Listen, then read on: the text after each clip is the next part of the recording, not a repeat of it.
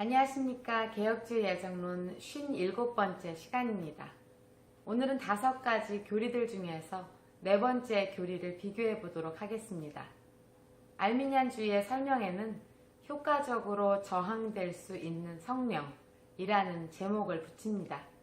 칼빈주의에는 유효한 성령의 부름 또는 주효적 은혜라는 제목을 붙입니다. 먼저 알미니안주의입니다. 성령은 복음의 초대에 의하여 외면적으로 부름을 받는 모든 자들을 내면적으로 불러들인다. 그분은 모든 죄인이 구원받게 하기 위하여 그가 할 수 있는 모든 것을 하신다.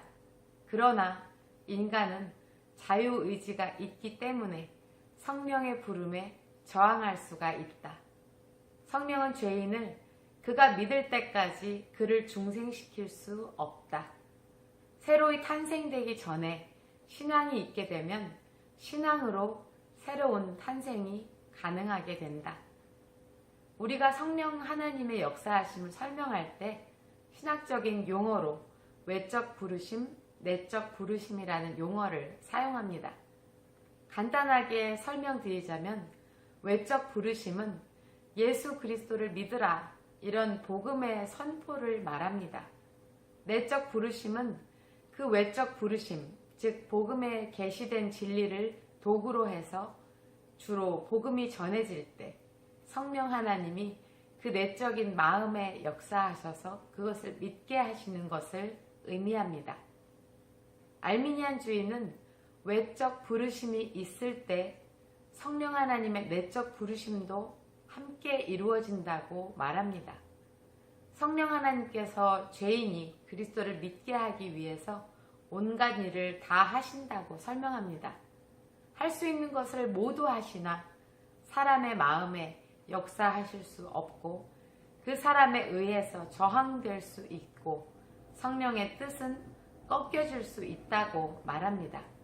한마디로 성령은 죄인이 스스로 믿기 전에는 중생시킬 수 없다라는 설명입니다. 알미니안주의는 성령 하나님을 모든 노력을 다 기울이지만 역시나 최종적인 믿음의 결정이 인간에게 달려있기 때문에 그를 새롭게 하시는 일을 할 수 없다고 말합니다. 사람이 믿는 일이 먼저 선행되면 그 후에나 새로운 탄생이 가능하다고 설명합니다. 믿음을 가질 수 있는 사람 혹은 가진 사람은 죽은 사람이 아닙니다. 새로운 탄생이 필요하지도 않습니다. 알미니안주의의 신학체계에서는 사실 거듭남이라는 성경적인 용어 자체가 들어갈 틈이 없고 논리적으로 맞지 않는 해석을 하고 있습니다. 칼빈주의를 들어봅시다. 구원의 외적 부르심 이외의 성령은 그들이 반드시 구원받게 하는 특별한 내적인 부름을 선택자에게 가져오신다. 외적인 부름은 가능하기도 하고 거절될 수도 있다. 반면 내적인 부름은 거절될 수가 없다. 개종을 하도록 만들고야 만다. 칼빈주의에서는 우선 이 내적 부르심의 유일한 행위자는 성령 하나님이라고 말합니다. 첫 번째 교리에서 인간의 상태를 타락으로 인해 영적으로 죽었다고 설명한 것을 기억하실 것입니다. 그리고 두 번째 교리에서 그리스도께서 영적으로 죽은 죄인의 속죄를 위해서 그가 완전하고 실제적으로 확실한 희생을 하셨다고 말한 것도 기억하실 것입니다. 성령 하나님께서 영적으로 죽음의 상태에 있는 그 사람이 스스로 믿음을 가질 수 없는 그 사람이 중생을 할 필요가 있다라는 것이 칼빈주의의 주장입니다. 복음의 선포는 즉 외적인 부르심은 거절되기도 하지만 성령 하나님의 내적인 부르심 즉 중생의 사건은 거절될 수 없다는 것이 칼빈주의의 가르침입니다. 네 번째 이 교리의 마지막 진수를 들어보겠습니다. 알미니안주의입니다. 이와 같이 인간의 자유의지는 그리스도의 구조 작업에 있어서 성령의 역할을 제한시킨다. 성령만이 하나님에게 동조하는 자를 그리스도에게 이끌 수가 있다. 죄인이 순응할 때까지 성령은 생명을 줄 수 없다. 따라서 하나님의 은사는 정복할 수 있다.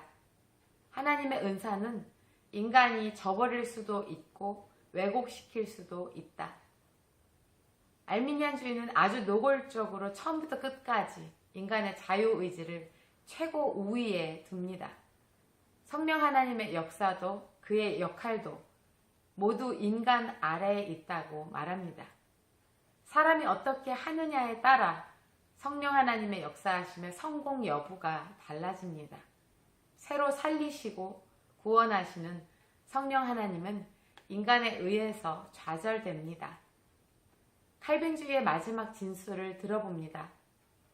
이러한 특수한 부르심으로 성령은 죄인을 그리스도에게 이끈다. 그분은 인간의 의지로 구원의 작업에서 제한받지 않는다. 또한 그분은 성공을 위한 인간의 협조에 의존하지도 않는다. 성령은 선택받은 죄인을 협조하게 하며 믿고 회개하고 자유롭고 기꺼이 그리스도에게로 나아오도록 한다. 따라서 하나님의 은사는 정복될 수가 없다. 반드시 구원을 받게 된다. 칼빈주의는 모든 면에서 알미니안주의와 반대 개념을 갖고 있지만 특별히 성령 하나님의 사역을 강조합니다.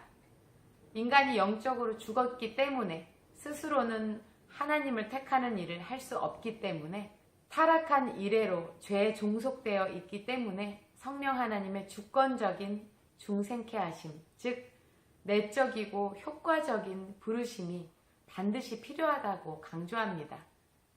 그러나 그들을 억지나 강제로가 아니라 기꺼이 나아오도록 내적으로 역사하신다고 가르칩니다.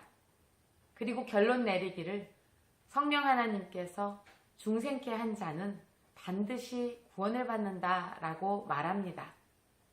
가능성이 아니라 실제적이고 확실한 그리스도의 대속의 사역과 마찬가지로 성령 하나님의 사역도 실수가 없는 유효한 구원의 작용을 하신다고 설명합니다. 오늘은 성령 하나님의 사역이 사람들에게 어떻게 역사하는지를 양쪽 교리를 통해 살펴보았습니다. 지금까지 두 개의 교리를 비교하는 강의를 진지하게 들으신 분이라면 교리들이 한 맥으로 연결된 것을 알아차셨을 줄로 믿습니다. 다음 시간에는 예정론 마지막 시간으로 성도의 궁극적인 구원에 대해서 다루려고 합니다. 지금까지 핸더슨 신학교의 교수 이드보라였습니다.